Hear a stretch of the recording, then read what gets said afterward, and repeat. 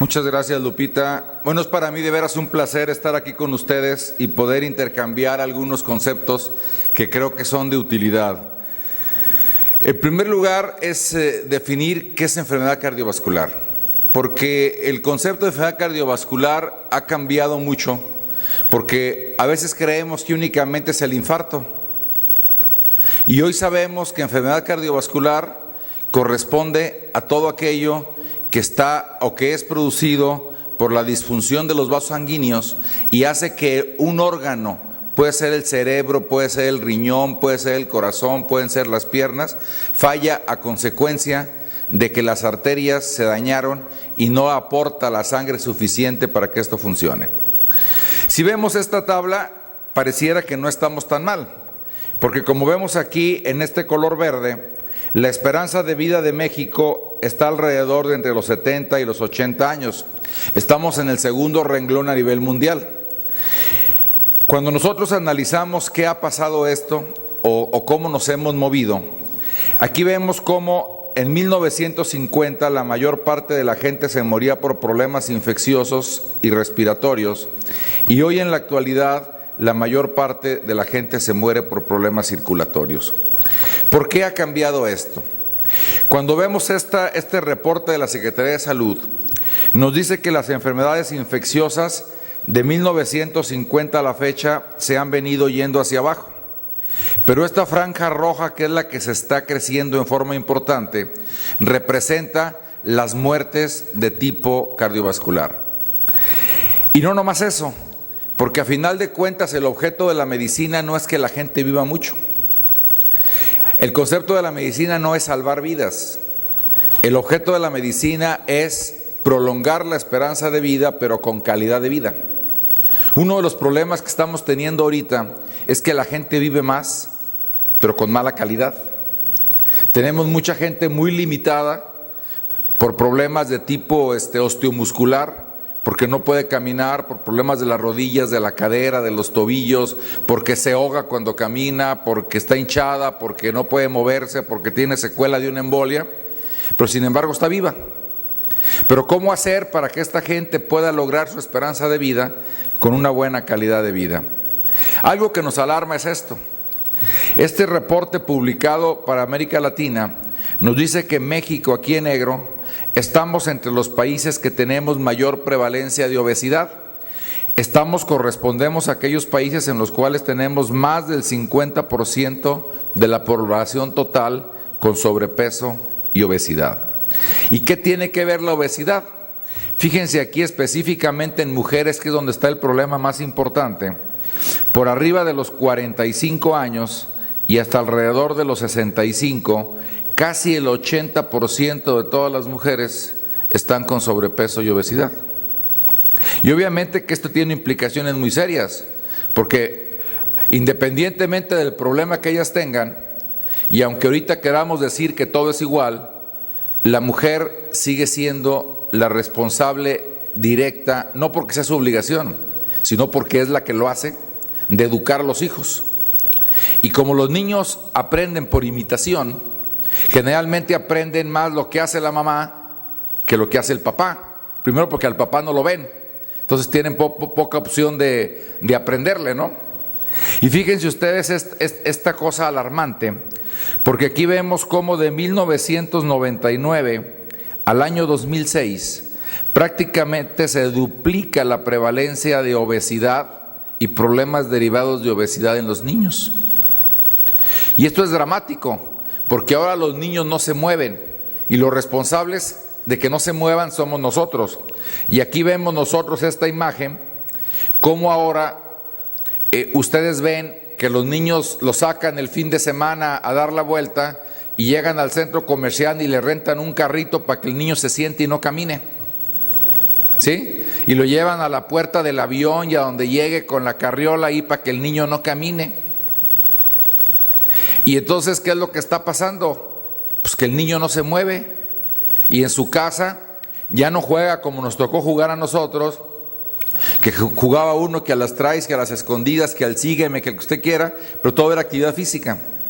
Ahora el niño está sentado frente a la televisión con su teléfono, con su computadora, con su Nintendo, con su Wii, con lo que quiera, pero el niño no se mueve. Y llegamos a un lado tan dramático que vemos a los niños dentro de su propia casa siendo hermanos, y en lugar de caminar de su cuarto al del hermanito para hablar con él, se están comunicando por chat, ¿no? ¿Sí? Entonces dice uno, bueno, ¿y estos niños cuándo se van a mover?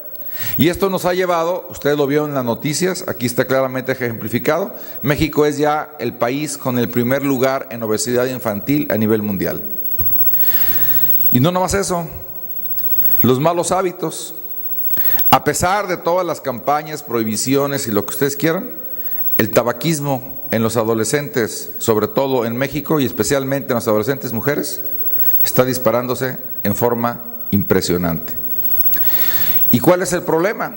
El problema es el impacto de un entorno desfavorable. Porque el niño, antes de saber caminar, gatea y se va directo al refrigerador. ¿Sí? Pero el problema es que hay en el refrigerador.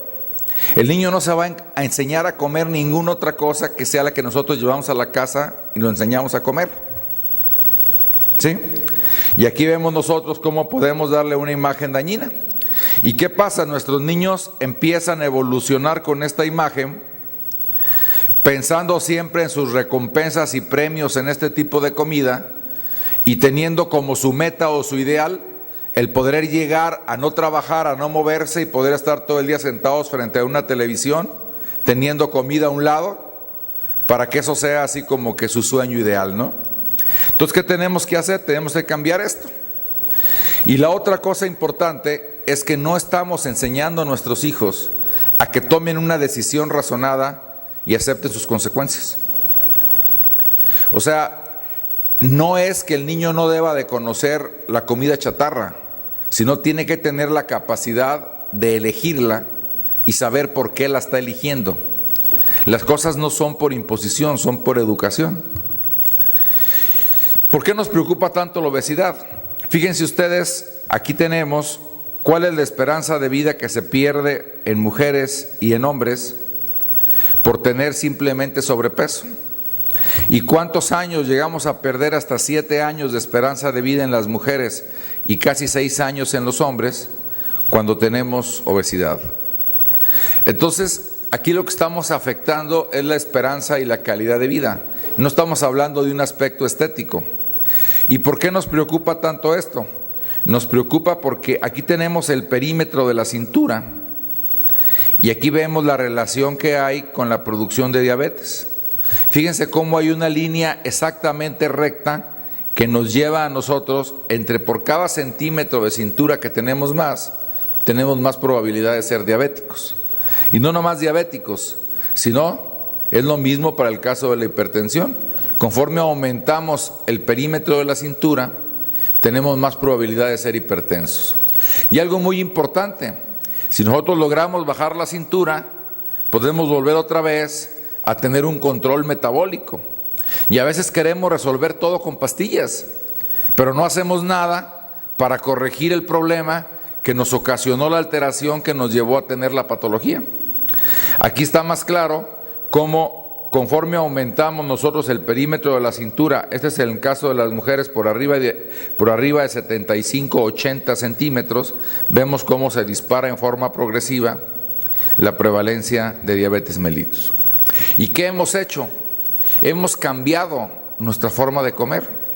Este estudio nos demuestra que en 1984, comparativamente contra 2008, dejamos de comer un 30% frutas y vegetales, un 27% leche y derivados, un 19% ¿sí? carnes, y lo que incrementamos fue carbohidratos refinados y refrescos.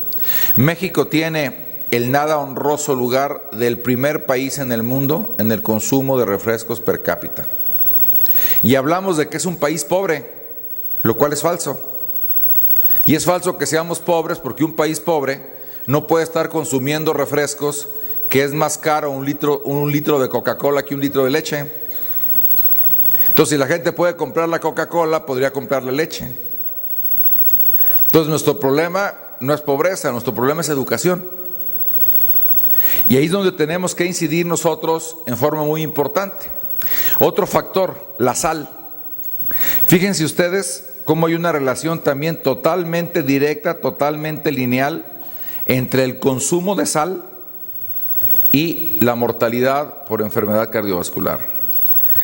Y aquí algo muy importante es esto: el 72% de la sal que nos comemos viene en lo que se llama sal oculta.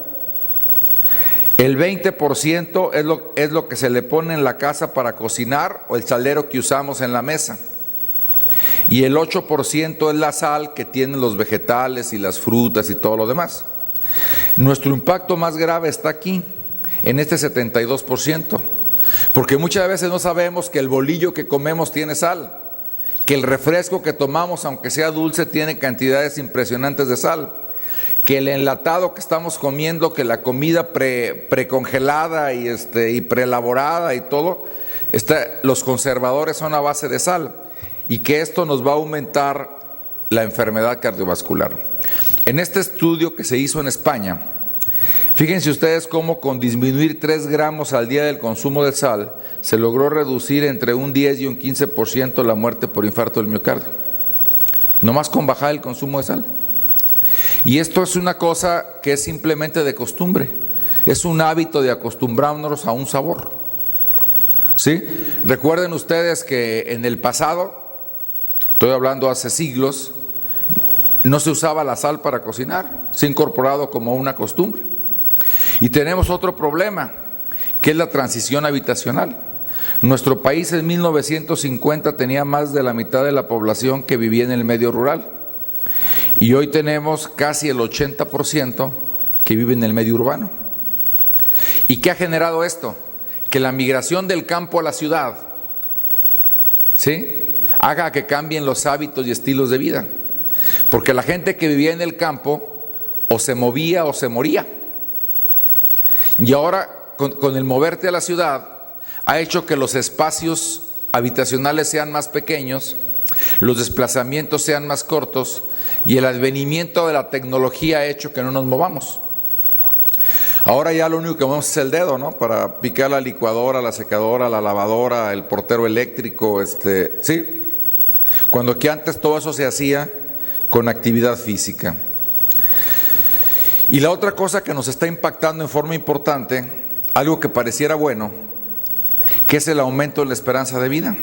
Fíjense la pirámide poblacional que teníamos en 1970, donde la mayor parte de toda la gente en nuestro país se encontraba por abajo de los 30 años. En el 2002 disminuyó el número de niños, aumentó la edad media y se espera que para el año 2050 más del 30% de la población se encuentre por arriba de 60 años. Y esto es lo que está generando cambios importantes en el panorama de salud. A la hora de aumentar la esperanza de vida, tenemos nosotros que las enfermedades crónicas tienen más oportunidad de manifestarse, porque antes nos moríamos de problemas agudos, que eran fundamentalmente las infecciones. A una gente le daba tifoidea y se moría, le daba tuberculosis y se moría, le daba una fiebre puerperal y se moría. Y ahora es rarísimo que alguien se muera de eso. Ahora la gente tiene tuberculosis, tifoidea, lo que sea, y se va a su casa como si nada pasara, ni siquiera entra generalmente al hospital, se toma unas pastillitas y sigue adelante, ¿no?